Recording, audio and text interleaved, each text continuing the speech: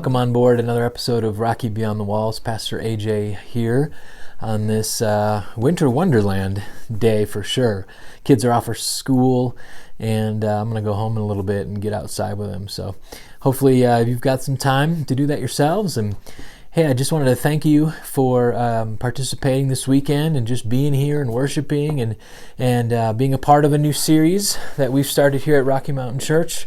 Over the next 5 weeks, we are looking at 2 different storylines. We've got cultural narratives, cultural stories and statements every week we're going to look at.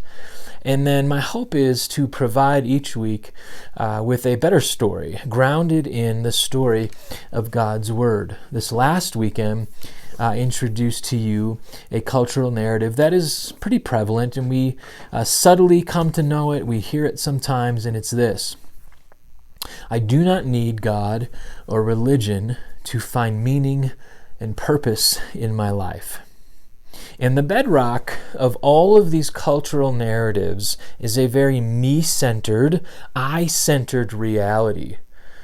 Instead of there being something outside of myself giving my life governance, I am the God of my system. I am the authority in my world. And when it comes to meaning and purpose, which is a huge deal, and it's a huge deal because we all long to have meaning. I long to be purposeful in who I am and what I do. It's a God-given, made in the image of God reality. So it's not like your neighbor isn't thinking about meaning. It's not like your boss doesn't wrestle with, do I have purpose in this life? We all do. So, in the Beyond the Wall segments over the next 5 weeks, my hope is to just give you very practical, conversational pieces, applicable ways that you can approach your evangelism. Well, like I said on the front end, even this last weekend, my hope is not to create an us and them mentality. Us being, here's the culture over here, and here's our Christian bubble, our Christian club over here. No, we live in an integrated world. We live in a world that sits under the banner of Christ's lordship. Therefore, in every area of our lives, we submit to that authority.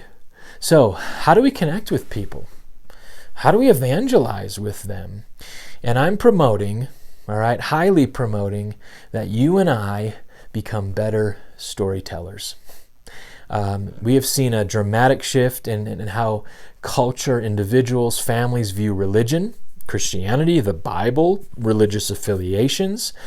We have new categories of people called the nones, who identify as non-religious or have no interest in moving towards a religious affiliation. So this assumption that we can enter into a conversation and just tell people, hey, you should just trust the Bible. Or don't you know that God already said that? We can't approach conversations that way anymore. Because for maybe 30, 40, 50 years, people had a running category, or you could say at least some sort of biblical framework. They went to church. They might have dropped their kids off at youth group on a Wednesday or a Sunday night. Church was still part of a cultural paradigm. Now, that world, unfortunately, you guys, doesn't exist anymore. And it's getting harder and harder to press into that. And I think because of technology and because of us just being created in the image of God, we love story. We love narrative. We love to be, unfortunately, entertained sometimes. I'm not saying Christianity should be entertaining, but as Christians, we're living in the best story there is, right? You and I are living in the best story that has ever been created, and we're characters in it. So, when we engage with the bartender at Ed's, or when you're at Starbucks getting your dark roast cup of coffee, and you happen to find your neighbor there, and you get into a conversation, where could that lead? What type of story are they living in? Now, coming back to meaning and purpose, I think it's important we learn how to ask good questions. So, instead of the old school kind of way of maybe doing evangelism, where we approach someone and we say, hey, don't you believe that God exists? Don't you believe that the Bible is true? We could maybe start off with more questions than statements maybe. Questions like, tell me how you view where you find yourself right now in the world you live in? Have you found meaning? Have you found your life to provide all the purpose that you've been longing for?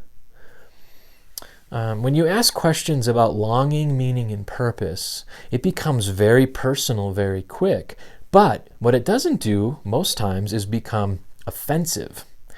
So if I can sit down with someone that maybe even I have a little bit of a working relationship with, I've hung out a few times or gotten to know in the community, and I feel like there's an open door to ask good questions, I'll ask them, hey, tell me about your job.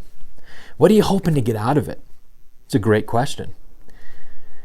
All right, tell me about your girlfriend.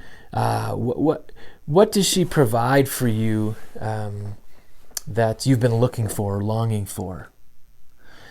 These are type of questions that speak to the things that God has designed in our own DNA as human beings, the things that speak to our longings.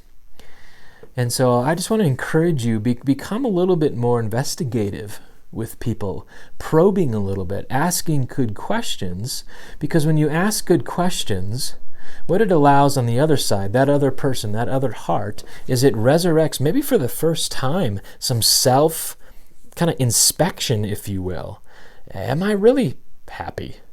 Am I really fulfilled? Is my job actually giving me what I'm hoping it will? Is this relationship actually giving me purpose and meaning?